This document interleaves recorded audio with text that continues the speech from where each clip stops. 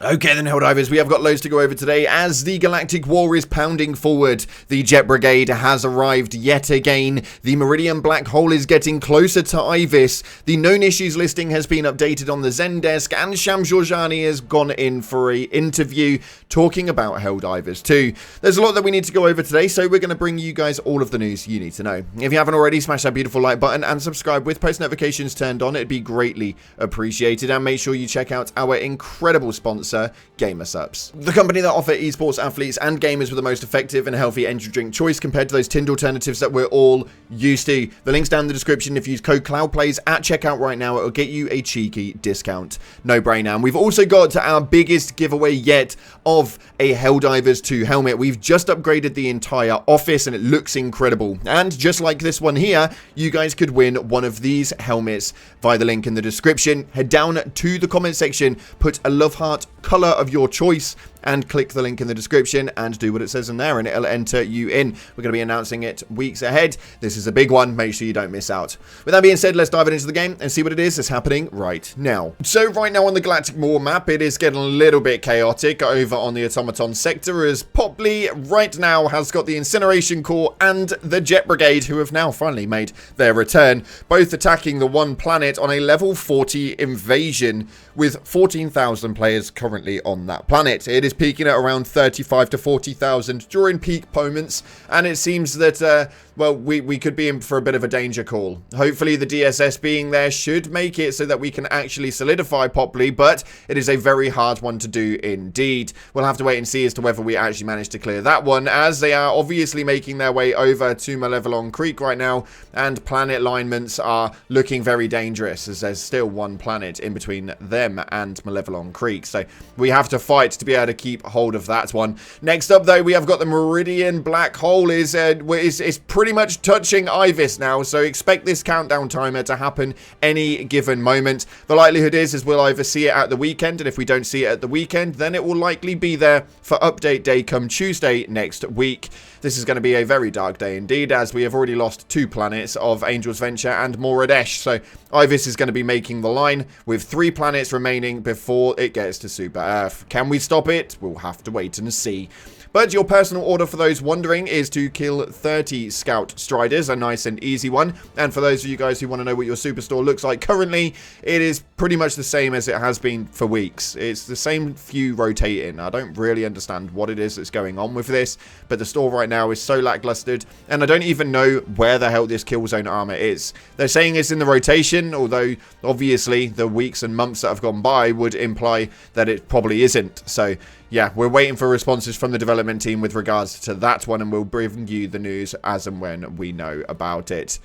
Let's get into the rest of the news. Now, the Helldivers 2 known issues list has now been updated. As we reported yesterday, the addition to it is that the AC-8 autocannon cannot be fired after reloading, so expect an update come Tuesday. I really didn't want it to be like a week in lieu, but yeah, they seemed to have to figure that one out quite greatly, so the patch update on Tuesday will likely bring forward a fix to the AC cannon, meaning you guys can now start using it again, which would be really, really nice, because this is a lot of people's primary weapons, as we saw via the comment section in the last video. But yeah, there's a few things that have come off this list, and there's a few things that I've added onto it. Essentially, everything that they are breaking is coming off the back end of it being fixed. But while we talk about things going right and things going wrong, our main CEO, Sham Jorjani, took an interview with the Game Business article, and it was quite an interesting one, as they spoke about a lot of things that went wrong, how the industry standards are currently, and where it is that they think that they could have changed it. Now, obviously, when they first launched the game, they were aiming for around 25,000 players that were actually meant to be their peak concurrent, although the Helldivers achieved quite a lot more than that, as a statement was made with regards to the players that are inside of it and how it is that they are making their changes with regards to the game. It says right here, so we did not make Helldivers for 6 million Call of Duty players. We absolutely didn't, but 6 million Call of Duty players bought our game, and they are interested in different things compared to, say, the audience that comes from Escape from Tarkov and Arma, which were some of the more influential games. So essentially what they're saying is there are a lot of people that come during those peak periods, and when we hit those big spikes of hundreds of thousands of players on the on the game at any one time, there is a massive blend of different people that are wanting to play the game, and what they actually expect from it is completely different. Now, obviously, there is going to be a massive impact on that, as 6 million Call of Duty players is actually something which I never thought that I would read with regards to Helldivers, but they are obviously trying to figure out how they can make their conjunction with where they were once at and where they are now, and how they can operate the game.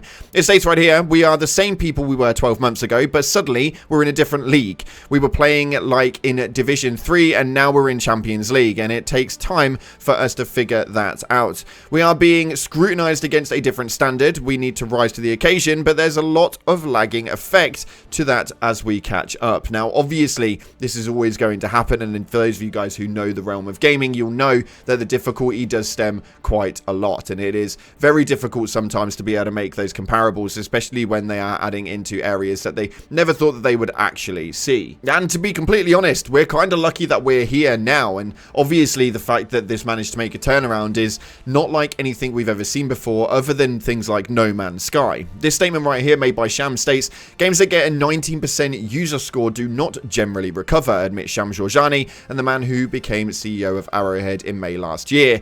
They were in a bad spot, and what's worse is that there was nothing Arrowhead could immediately do to fix it. So we've had a bit of a slow turnaround, and it's taken until maybe the end of last year to really hit its apex again with a new Illuminate army, and then really finding their stride on how it is that they update the game. So overall, it was a really good read. I'll leave the link down in the description because he goes into industry standards and how people making layoffs inside of the gaming industry is just outrageous, and the way that they can work it, the way that Arrowhead have worked it with a small team outsourcing other development teams to help alongside them, is definitely the way forward to go. A very interesting concept indeed, but we're going to take a look at your guys' top comments on the previous video, and if you guys want to be featured on the next one, then make sure you get down to the comment section and put something a little bit interesting and relatable, and the top ones will make it into the next video. This first one right here states, anyone else catching fire on fire planets even when fire tornadoes aren't near you? I know I am, and yes, that has happened to me quite a lot just yesterday. I don't really know as to why that's being an issue at the moment, but it's almost like there's a fire tornado on top of you, except the GFX for it and the graphic is not actually there. So yeah, I don't really know why we're just randomly setting fire at the moment. Again, waiting for a response from the development team. This next one right here states, my performance has been fine, but the name tags not matching player locations and meatballs running around is already making me bonkers. Now, yeah, there are some visual bugs and some visual glitches, including the body that just runs around. You can't see it on the map, but your main teammate will just have a floating body and you will see it just bopping about as if it's, well, just a meatball. Actually is a very good comparison, so well done for that one. But hopefully they manage to get those fixed and get those rectified very soon. The visual bugs can be a little bit frustrating, especially when it involves where it is that your teammates actually are. And this final one right here states they are breaking far more stuff than they are fixing, and although I would want to agree to that in some degree, I will definitely disagree. Although what is happening at the moment is that they are generally fixing one thing and breaking another. It seems to be a one-on-one ratio, which, although that isn't perfect, it could be a lot worse. And sometimes when things share a certain code and you change things to one piece, you can end up breaking something that is reliant on that code being what it was previously. It's a little bit of a confusion, but that's the difference between ones and O's and ones. So we'll have to wait and see exactly how it goes, and hopefully they don't continue breaking absolutely everything, because the AC has been a bit of a hard hit to people after the Quasar, which we were all enjoying inside of a bug, has now caused quite some problems. So we'll have to wait and see how it goes, but hopefully they make some rectifications with regards to the game very soon. If you haven't already, make sure you smash the beautiful like button, subscribe, post notifications turned on. Appreciate your faces, and as always, up until the next time, I'll see you in the clouds.